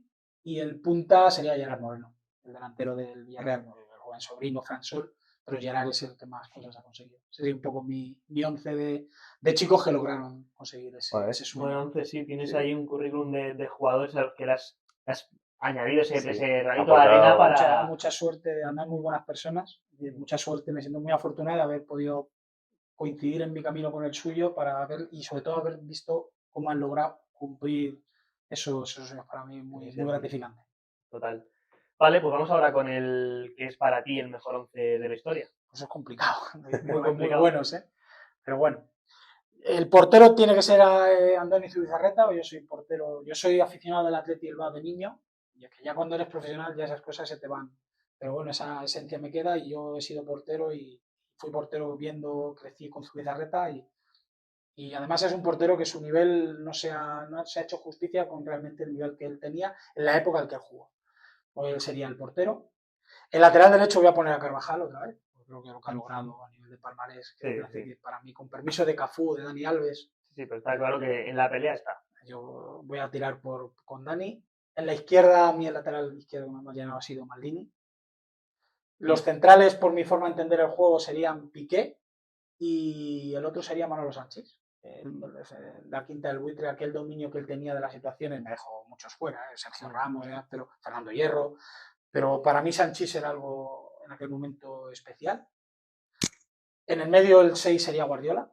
No he visto un 6. A mí esa posición, que es una posición que es fetiche, que es muy importante, no he visto un jugador. Yo en todos los equipos en los que estoy busco alguien que haga eso. porque no he visto a nadie que sea capaz de interpretar el juego de la manera que él lo interpretaba. Rodri se le acerca un poco y tal, pero esa posición, para mí no ha habido nadie que la interprete como él. Los otros centrocampistas eran Zidane y Maradona, así una locura. No está mal, para crear juego no está Una mal. locura. No robaríamos un balón, pero a mí me da igual. Guardiola tendría que correr por todo. Pero bueno, partidos de sería difícil que nos la quitaran. 7-6, partidos de Sería, baloncesto. exactamente, sería difícil que nos la quitaran. Y arriba, yo creo que de lo que yo he visto, Cristiano y Messi deben estar. Y probablemente el delantero más completo que yo he visto nunca es Ronaldo Nazario. Pero yo ahí voy a poner con su permiso, voy a poner a Romario. Porque a mí me parecía un jugador de los que más he disfrutado yo viendo jugar. Un jugador de cómic. Hacía cosas que eran totalmente diferentes. De videojuego. Exacto. Entonces a mí esa fantasía, esos jugadores que a mí me hacen que valga la pena pagar una entrada por verlos, a mí yo eso le doy mucho valor, aparte de la efectividad que tiene, ¿no? De los goles que metías. Entonces, Romario, Cristiano y Messi serían mis delanteros. Yo creo que el que no robe balones da igual. Yo me vería un partido de eso. Da igual. O sea, ¿para qué? Entonces yo en eso, el fútbol hay que tener equilibrio. Sí. Sin equilibrio no ganas ningún partido, ¿no? Pero yo soy Estamos de los jugando. que Sí, pero hablando de fútbol ficción, esto es Y aparte, yo soy de los que piensa que todo lo que tiene que ver con la voluntad, que no es una frase mía, que es una frase que yo le cogí a una persona que quiero mucho, se puede conseguir. Y todo eso de robar balones, de correr, de tener motor, todo eso con trabajo, con rigor, se puede conseguir. Hoy en día sin eso no se puede ser jugador profesional. Es imposible. O sea, el que no tenga eso no va a jugar en el fútbol profesional. Eso es lo que hay que ver Mbappé en el Real Madrid, que se le ha pedido desde el día 1. Correcto. Pero todo eso, con trabajo, con disciplina, se puede conseguir. Lo que no se puede conseguir es ese talento, esa capacidad de ver las cosas antes que los demás, ese colocarse en el sitio porque no sabes por qué, pero sabes que tienes que estar ahí. Eso se tiene. Y hay elegidos que lo tienen y otros que desgraciadamente pues, les cuesta más y pueden lograr un nivel muy alto, pero eso es diferente. Entonces yo por eso siempre me quedo me llama la atención mucho ese tipo de jugadores. Y a mí cada uno siente el fútbol como lo siente y yo lo siento de esa manera, sin ser un iluso, sabiendo que si eres desequilibrado no vas a ganar a nadie, pero oye, a mí me gusta el fútbol de una manera y una de las cosas que trato de, aparte de ayudar a los jugadores a ganar partidos, es hombre, que tu equipo te divierta. Sí, total. Y que tú te sientas identificado con eso. Entonces, bueno, pues yo voy por ahí, por eso ahí está mi gusto futbolístico.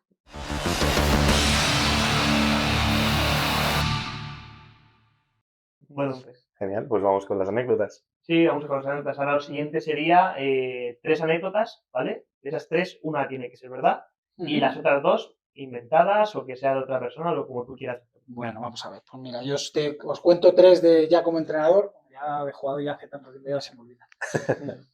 Pues una como entrenador es una entrenando en Madrid, que en Madrid en tercera división tienes que ir a los campos cada uno con su coche, no vas en autobús y no vas a ningún sitio y bueno, pues uno de esos días que juegas fuera de casa, pues yo voy con mi coche siempre con tiempo, me gusta llegar antes y llego, aparco el coche al lado del campo, espero en el coche, me llevo mucho tiempo hasta que llegue la hora de 5 minutos antes de tal para acercarme a la puerta, que estás escuchando música y repasando cosas, llega el momento, voy allí y la puerta allí yo no veo a nadie, no veo pasar a nadie, no veo llegar a nadie, la puerta está cerrada, me empiezo a medio mosquear y cuando consulto y me doy cuenta me he equivocado. Y el partido era en casa, no era fuera. Y además era al otro lado de Madrid, voy a coger el coche a toda pastilla, llegar casi tarde a la hora de empezar el partido, esa fue muy gorda. La segunda es siendo entrenador de juveniles, nosotros tenemos que jugar la final de la Copa Campeones con el Villarreal. Yo diré lo que pasó, no diré el nombre del jugador. Y yo tenía que decir qué central iba a jugar. Uno lo tenía claro y el otro no. Uno sacaba muy bien la pelota jugada y el otro era más fuerte defensivamente. Y al final decidió que juegue el que era mejor con balón. Porque quería ganar el partido teniendo la pelota y demás. Entonces, pero ese chico llevaba un mes todos los entrenamientos haciendo una mano. En cualquier partido, en cualquier situación, hacía además una zamorana. Había un tiro, le recotaba, tiraban y hacían una zamorana. Llevaba un mes haciendo eso. Entonces, el día antes del partido, después de comer, que entrenábamos por la tarde, yo me quedo con él y le digo, vas a jugar, quiero que juegues, vas a jugar porque la salida de balón es muy importante, tú sabes que la tienes, sé que lo vas a hacer bien, jugamos con el que jugamos, el equipo que jugamos en Madrid. Lo único que te pido, por favor, es una cosa que sabes que estás haciendo, que no la vuelvas a hacer, no la hagas. No te voy a decir ni qué es, ¿vale? Tontería, le dije gilipollez. Digo, eso no lo hagas, ¿vale? Esa tarde en el entrenamiento la hizo. Que en mi segundo vino me miraba y tal. Y en el partido, en el minuto 45, íbamos perdiendo 2-0, estábamos jugando muy bien. a pesar de, habíamos empezado muy mal, íbamos perdiendo, estábamos metidos, nos faltaba meter un gol, hostia, iba a hacer 2 cambios, recortan por izquierda, tiran, Zamorana 3-0 y partido terminado. Y el descanso de la bronca fue grande y desgraciadamente lo que no quería que pasara, ese día pasó. Y la tercera es siendo entrenador del Rayo, la alineación, cuando jugamos fuera de casa, o sea, jugamos en casa, perdón. Y cuando juegas en casa, que tienes la sala de prensa disponible, yo me gustaba poner la alineación en un PowerPoint y alguna imagen del rival para enfatizar el plan de partido y todo eso.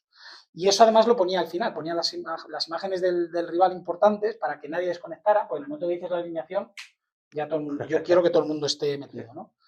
Y entonces meto las imágenes del adversario, meto la alineación y cuando enseño la alineación, yo con mis narices había 12 jugadores.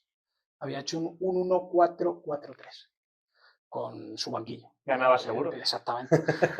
Yo no sé qué narices me había pasado el día anterior que yo lo preparo, si mi hija me distrayó, si yo pensé que yo lo tenía hecho, no sé por qué, pues yo lo repaso todo 1000 veces y no lo repasé. Y me comí el marrón ya no solo de tener que decirle a uno que estaba allí puesto que no, que tú no, sino que a uno que estaba en el banquillo decirle que tú tampoco te vestías, porque el banquillo sí que, o sea, claro, estaba puesto todo como si... Y esas son las 3 anécdotas un poco más curiosas que os puedo contar. Pues nada, no, te toca a ti, te toca a ti. Yo creo que la que es verdad es la segunda, la de la Zamorana, la de la mano. Pues sí. Bien. Eso de proteger el nombre del futbolista y hacer hincapié está descubierto. Ahí puede ser que... Sí. Las otras... La primera no me ha pasado gracias a Dios. O sea, yo por lo que te conozco de que hemos estado hablando, me extrañaba mucho que llegases tarde, que te equivocases. Y la de la alineación, hay un día que sí que es verdad que me equivoco en la convocatoria. O sea, repito el nombre de un chico y hay otro que no está... O sea, que no está muy... Eso nos contó Morán, ¿no? Fernando Morán. Nos contó algo súper parecido. Me tuve que comer el marrón de decirle a uno cuando, o sea, yo vi salir a uno muy enfadado, pero que no jugaba, pero que estaba en el banquillo. Y digo, ostras, este enfado es más heavy de normal. Entonces yo, mi ayudante, bueno, David Porcel, que es el preparador físico de Mitchell en el Girona, era mi preparador físico en el Rayo, me lo dijo a mí que Junior no estaba en la convocatoria. Claro que está, y que no lo has puesto, tío. Hostia, yo hacía corta y pega, y hubo uno que se me pasó. Entonces tuve que decir, no, Junior, tú sí te vistes, y era con otro chico y que no me tuve que comer el sapo de decirle que no estaba como... Pero los 11 que jugaban sí, los 12 no había puesto. Eso sí que estaban. Bueno, pues nada, hemos conseguido acertar esta vez. He conseguido acertar. Has conseguido acertar, pero yo compartía, oye, lo he dicho antes. Vale. Y nada, vamos a ver si tú consigues acertar algo en el quiz de Footcast.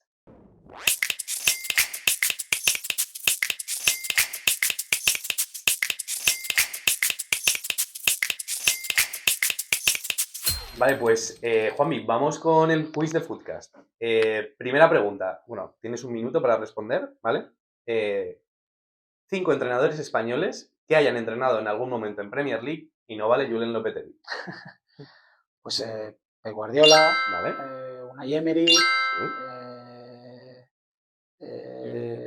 no sé si tengo el nombre del entrenador del Bono, y Andoni Iraola, ¿vale? Juan de Ramos, uno de los precursores. Tottenham. Pepe Mel, entrenador del West Bromwich. Muy bien. Albion. Bueno, Juanmi, ¿quién ganó la Champions League o Copa Europa el año que naciste? Yo creo que el año que nací es la final del Bayern contra el Atleti. Y es que gana el Bayern. Que empatan y que va ganando el Atleti y que es el casi, que le empatan a el gol que le meten a Miguel Reina desde muy lejos y que luego al día siguiente juegan el replay, me parece, y que pierden 2-0. Negativo. Ganó el Ajax de Cruyff a la Juve con gol de Johnny Rey. Ese es otro año. Sí, yo creo que ese es el siguiente, porque de hecho cuando fue la 10ª era el aniversario de que fue en el 2014 y eran 40 años. Entonces yo creo que a lo mejor 71, 72, 73. Es la 73-74. Pues yo pensaba que ese año era, bueno, de comentar lo que era ese, y pues la siguiente que me acuerdo es la del año 80-81, que es la que le gana el Liverpool al Madrid 1-0 en el Parque de los Príncipes, porque es uno de los recuerdos que me quedan de pequeñajo de ver un partido en la tele. Esos dos nada más, digo, voy a tener suerte de una de las dos, pero ni idea. Nada, pues vamos con la siguiente, Juanmi. 5 jugadores españoles que hayan jugado en el West Ham. Pues Carlos Soler. ¿Vale? Me parece que Adrián, el portero del Betis, jugó en el Sí. West Ham. Eso es. Y españoles ya no me acuerdo más, ¿eh? Guido es argentino, que ha jugado en la Liga Española, pero no cuenta. Claro, que no cuenta. No cuenta. Ha habido uno que ha estado muchos años, ahora está en Liga Española. ¿Dónde ha explotado? Pues si te digo un nombre te miento, ¿no? Yo me acuerdo de Adrián por ser portero y Otro portero que también ha estado. me acuerdo de vamos, me acuerdo, Sí, no, que has tenido, Carlos que lo he tenido, Carlos. pero ya no te sabría decir más. ¿Nos rendimos? Sí, yo me rendiría. Vale. Pues nada, también ha estado como portero Roberto. Pablo Fornals es el que... Pablo, correcto, es verdad que nos hemos enfrentado a él en la Europa League. con Nos Sevilla. enfrentamos a él, es verdad, Pablo Fornals. También Lucas Pérez pasó por allí. Arbeloa, últimos coleados de su carrera. Sí. Almunia. Pero Lucas Pérez lo tenía en el Arsenal, pero no me acordaba que había estado en el... Ya tuvo un breve paso. Y Manuel Almunia también, que fue portero. Y luego Diego Tristán, Kepa Blanco y Tony Martínez, que también estuvo en el West Ham. Tony que estuvo con nosotros en el Majadahonda. Eso es. Sí, pues había muchos que no tenía yo ubicados. Nada, vamos con 7 puntos, que no está nada mal. Ya estás empatando al favorillo rojo. Y ahora vamos con 4 equipos con más de una UEFA o Europa League. Pues uno sería el Sevilla. Muy bien, con 7. Con 7. Yo creo que el Atlético de Madrid también tiene más de una. Tiene 3. No sé si el Liverpool. También tiene 3. El United, no lo sé. Yo no sé si tiene una o tiene más de una. Nos la jugamos con el United. Con la cara que has puesto, no. No me ha dado confianza. La Juventus, quizás. Y la Juventus tiene 3 también. Sí, el United, salvo equivocación, creo que debe tener una. Una, ¿no? Vale, pues... He tenido un poquito de ayudita, pero... Se me ha escapado la cara, lo siento. Vale, pues vamos con 11 puntos y última pregunta antes del grid. Dime los 3 equipos que han ganado la Conference League. El West Ham. Muy bien. La Roma. Vale.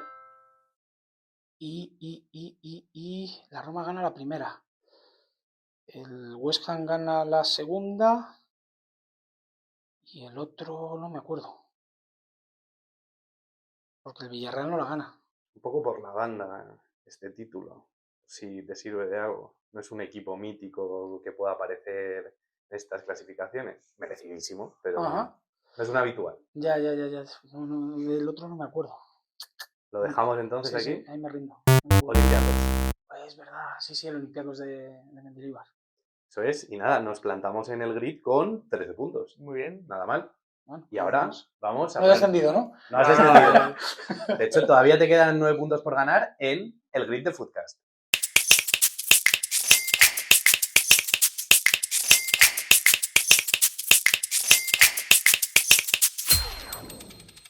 Pues vamos, Juanmi, con el grid de Footcast. El West Ham francés, Areola. Vale. Portugués. ¿Pero es de la plantilla actual o de...? No, en cualquier momento. En cualquier momento de la historia, sí. Portugués no me acuerdo. Avanza, rellena huecos. Argentino Guido. Vale. En los Wolves. Portugués Rubén Neves. Vale. Y argentino... Argentino... No me acuerdo. Y Saiz, yo no sé, no, Saiz era el central, pero era marroquí. Y luego el Sevilla francés, Jules Koundé. Vale.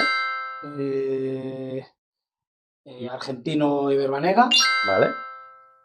Y portugués... Tiempo. Vale, nada, aquí podrías haber incluido en francés del Wolverhampton a Belegar. Sí, que está ahora. Está ahora. Argentino del Wolverhampton, Emi Martínez. Este quizá a lo mejor era el más difícil. No me acuerdo yo. francés del West Ham, argentino del West Ham y portugués de Sevilla, pues O de Dani Carrizo. Daniel Por Carrizo, ejemplo, Antunes, capitán. Antunes, ahí me ¿Antunes? estoy colando. No, Daniel Antunes Carrizo. fue- Dani, el capitán. Además, Dani fue muy importante para nosotros.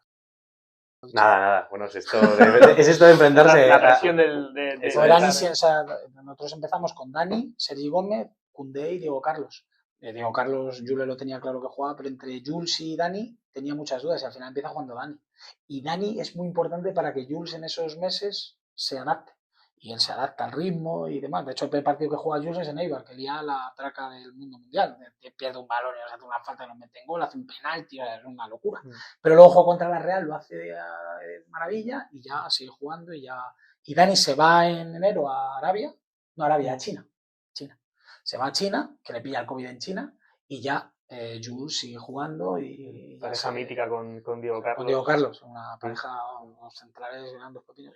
Yo Jules siempre he dicho que iba a ser lateral derecho, por la estatura que Justo tiene. te iba a preguntar por eso, digo, ¿qué opinas de que sea lateral derecho? No, O sea, siempre, y a él no le gustaba nada, absolutamente nada, ¿eh? Pero yo con Jules le digo lateral, que central, ¿qué tal? Digo, yo creo que ese chico, donde más va a rendir va a ser, y ahora encima que los equipos juegan con tres, él jugando de lateral, de central por la banda, que se puede incorporar y se puede poner de calle a banda sin problemas. Encima equipos que juegan con línea de 3 y que luego pueden jugar con línea de 5, que él puede alternar esos dos roles central, y demás. Derecho, lateral. Ideal. Y, bueno, pues, la selección de San le dice que si quiere ser internacional tiene que ser de lateral y a partir de ahí Jules es una locura de persona y además súper inteligente y se adapta a todo. El cambio que ha hecho en Barcelona se ha puesto fortísimo. Además es un tío de una personalidad extraordinaria. Y mira, al final se ha dado cuenta de que eso al final, yo muchas veces le decía, cuando iba a la selección, tómatelo como una oportunidad, no como una putada, es una oportunidad. Que a ti te gusta jugar de central, que tú te sientes central, eso está muy bien, pero que juegues de lateral, que no sea una putada para ti. Sí, exactamente, pues ya puedes jugar de central, desde que te dicen a elegir, mister, yo quiero jugar de central. Claro. Pero si te pones de lateral, hostia, es mejor jugar de lateral que no jugar. Eso es. Bueno, Sergio Ramos estaba en el comienzo de su carrera medio lateral y acabó siendo central y estaba de lateral. Eso es. Y nada, bueno, que nos liamos a hablar. Juanvi, 19 puntos has hecho, muy meritorio. Aquí te deja Alberto cómo te pones en la clasificación.